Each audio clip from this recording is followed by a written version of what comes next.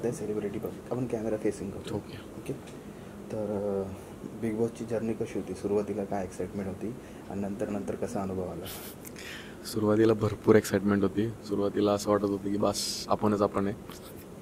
पण नंतर काही गोष्टी चेंज झाल्या, काही गोष्टी माझ्यानुसार घडल्या नाहीत आणि त्या बाबतीत मला पण त्याचा सेटबॅक बसला आणि काही प्रमाणात म्हणजे भरपूर प्रमाणात गिल्ट आहे काही गोष्टींचं, जे की तिथं माझ्यासाठी घडलं नाही तिथं काही गोष्टी. आणि मे बी खूप जास्त चुका पण झाल्या, जे ॲक्सेप्ट करणं पण गरजेचं आहे.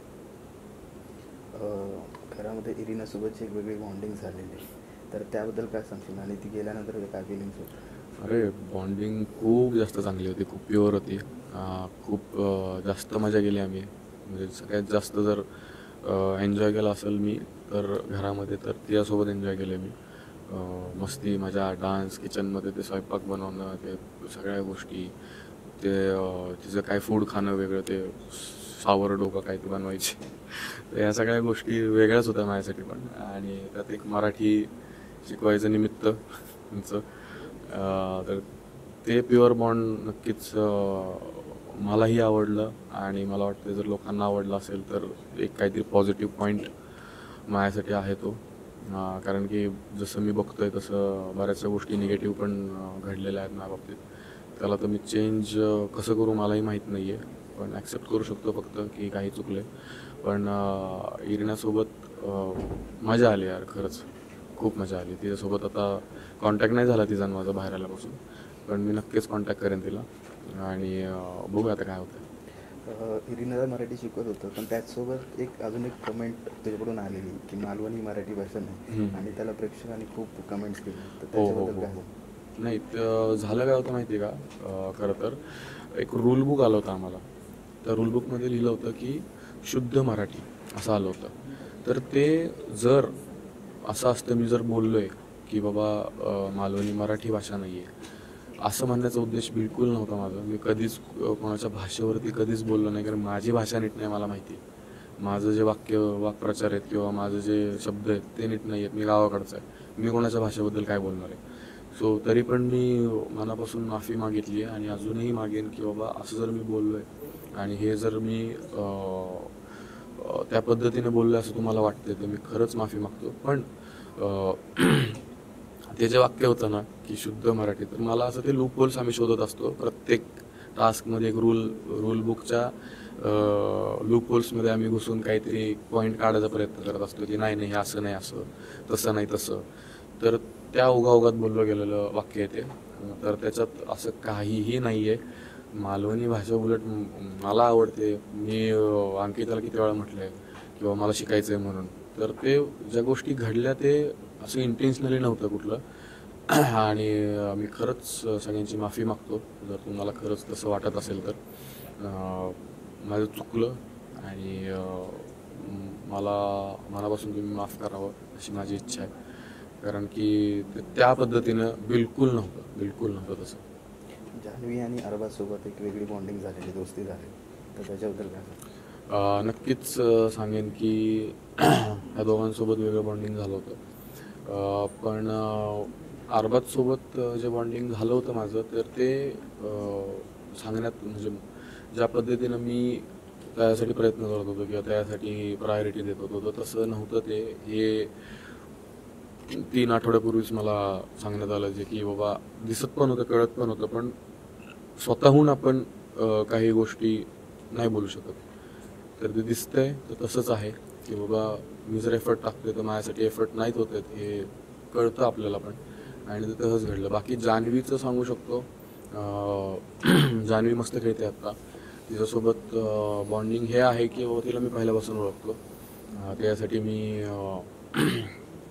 ॲज अ साऊंड असिस्टंट म्हणून काम केलेलं आहे एका सिरियलला.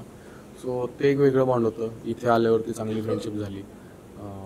बऱ्याचशा गोष्टी असतील ती मागे बोलली असेल किंवा मी मागे बोलले असेल तिच्याबद्दल, पण ते तिथे आम्हाला त्या कनेक्शनला कुठं हे नाही झालं, तडा नाही बसला त्या गोष्टीचा. सो मला असं वाटतं ते आता स्ट्रॉंग खेळते, तर तसंच खेळावं तिने. नक्कीच मला वाटतं की ती टॉप 5 मध्ये तर जाऊ शकते. आर्याबद्दलचा जो निर्णय आता बिग बॉसने दिला त्याच्यावर काय सांगशील? कारण निकीने सुद्धा तिच्या शब्दाने, तिच्या वागणुकीने खूप साऱ्या लोकांचं मन दुखवलं आहे. आणि आर्याच्या बाबतीत जो निर्णय झाला त्याच्यावर काय सांगशील? निक्की 100% मला असं वाटतं की निक्की ची भाषा किंवा निक्कीचं जे बोलणं आहे ते खूप प्रोवोकिंग असतं, ज्याला मी बिलकुलही सपोर्ट करत नाही. तिथं पण आतमध्ये पण केलं नाही मी, कारण की तिने पण ज्यावेळेस इरिनाला बोलले होते त्यावेळेस पण मी सपोर्ट नव्हता केला तिला बिलकुल पण. आणि ज्यावेळेस माझं आणि तिचं वाजलं त्यावेळेस पण मी तिला सपोर्ट नव्हता केला आणि मी करणारही नाही अशा वागणुकीला सपोर्ट. पण नक्कीच मला असं वाटतं आर्या आणि निक्कीचं जे वादावाद झाली होती किंवा जी धक्काबुक्की झाली होती टास्क दरम्यान झाली होती. आणि टास्क दरम्यान धक्काबुक्की होणं हे ऑब्व्हियसली तेवढंच घातक आहे म्हणू शकतो आपण. पण त्याला काही एक्सक्युजेस आहेत, त्याला काही ते रूल्स आहेत, त्या रूल्सप्रमाणे त्या गोष्टी घडल्या. मला असं वाटतं की आर्या ही खूप स्ट्रॉंग कंटेंट होती म्हणून तिला सपोर्ट तर मी करत होतो. नाही म्हणजे भांडणं होतच होते आमचे, नव्हते होत असं नाही, पण कधी असं झालं नाही की तिला ज्यावेळेस ती योग्य आहे त्यावेळेस मी तिला अयोग्य ठरवलं, असं कधी झालं नाही. कारण की मला माहिती आहे ती माणूस म्हणून चांगली आहे, ते सगळ्यात इम्पॉर्टंट आहे. बाकी हात उचलणं हा सगळ्यात मोठा रूल ब्रेक आहे आणि तो बिग बॉसने डिसिजन घेतलं आहे, तर आता ते ॲक्सेप्ट करणं गरजेचं आहे आपल्याला. कारण की तोच एक सगळ्यात इम्पॉर्टंट, सगळ्यात मोठा रूल आहे जो ब्रेक झालेला आहे. सो बघूया आता पुढे कसं काय. घराबाहेर येण्याचं नेमकं कारण काय वाटतं? मी नेमकं कारण मी वैयक्तिक आहे. मी जरी आता हसत असेल तरी मला माहिती आहे माझ्या आतमध्ये काय चाललं आहे. मला माहिती आहे मी किती चुकीच्या गोष्टी झालेल्या म्हणजे केलेल्या आहेत मी. तर त्याला मी आता असं गोड बोलून पुसू शकत नाही. पण घडल्यात खूप साऱ्या गोष्टी माझ्याकडनं चुकून घडल्या असतील, तर मला असं वाटतं ॲक्सेप्ट करतो मी.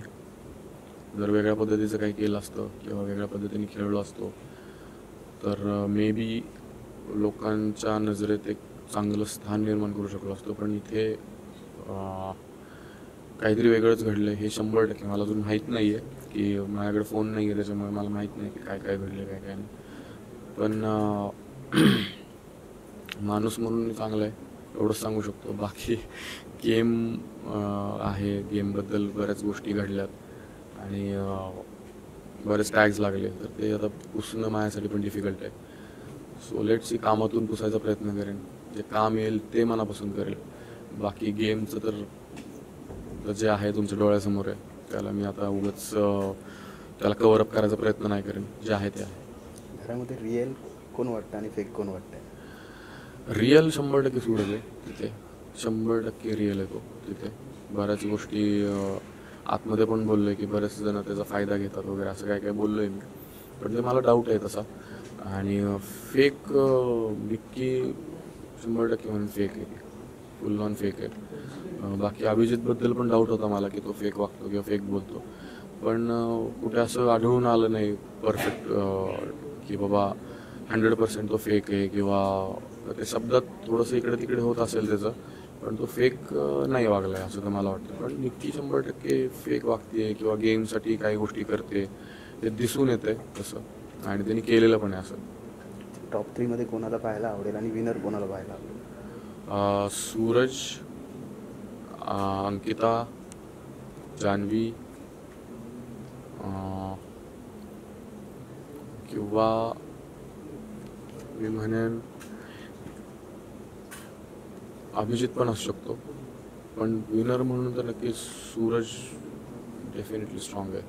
आतमध्ये पण त्याला येताना मी बोलून आलो आहे की भाई बारामतीच ट्रॉफी पाहिजे म्हणून, कारण मी बारामतीचा आहे, तो पण बारामतीचा आहे. त्याला हक्क करून बोलून आलो आहे मी, मला बारामती ट्रॉफी पाहिजे. म्हटलं ठीक आहे, एवढं तर मी हक्काने त्याला सांगू शकतो, कारण की त्याचे माझी किती भांडणं झाली किंवा काय झालं तरी आम्ही किती जवळचे आमचं आम्हाला माहिती. सो नक्कीच मला विनर क्वालिटी सूरजमध्ये दिसतात. घरामधून आता बाहेर आलं असतं, घराला, बिग बॉसच्या घराला किती मिस करणार, आणि आता बाहेर आलं तर सर्वात आधी काय करावं असं वाटतं? मिस तर डेफिनेटली करणार आहे मी बिग बॉसच्या घराला, कारण की तिथे अशा गोष्टी घडल्या ज्या माझ्या आयुष्यात कधी घडल्या नाहीत.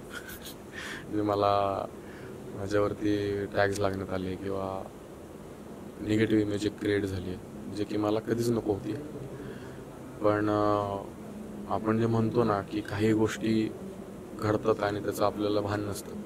तर तशा काही गोष्टी घडल्यात. पण मला असं वाटतं की तिथून बाहेर आल्यानंतर सगळ्यात पहिल्यांदा मी हे करेन की माझ्या कामातून ह्या सगळ्या गोष्टी कशा पुसता येतील मला. माझं काम इम्पॉर्टंट आहे मला. तर कामात मी 100% दिलं तर लोक नक्कीच मला परत प्रेम करतील आणि नक्कीच सपोर्ट करतील. सो काम करायची इच्छा आहे खूप जास्त. बाकी असं बाकी काही नाही, फक्त कामाला व्हॅल्यू देतो, कामाला रिस्पेक्ट देतो. काम इज मोस्ट इम्पॉर्टंट. जाता तर प्रेक्षकांना काय सांगा? प्रेक्षकांना एवढंच सांगेन की तुम्ही सपोर्ट केला असेल किंवा नसेल, किंवा माझ्याबद्दल पॉझिटिव्ह बोलताय, नाही बोलताय, निगेटिव्ह बोलताय, काही अडचण नाही. तुमचं मत आहे. तुम्ही डेफिनेटली जे तुम्हाला पटतंय ते बोला. डेफिनेटली तुम्ही म्हणजे तुमचा हक्क आहे पूर्णपणे. जे काय तुम्हाला मांडायचं तुम्ही प्रखरपणे मांडू शकता. ते माझ्या हातात आहे की तुम्हाला कसं मी खुश करू शकतो किंवा कसं तुमचं मन जिंकू शकतो. सो तो मी प्रयत्न करेन की तुमचं मन कसं जिंकता येईल मला. भले की ह्या कामातून नाही जिंकू शकलो, पण दुसऱ्या पुढच्या कामात नक्की जिंकायचा प्रयत्न करेन. थँक्यू.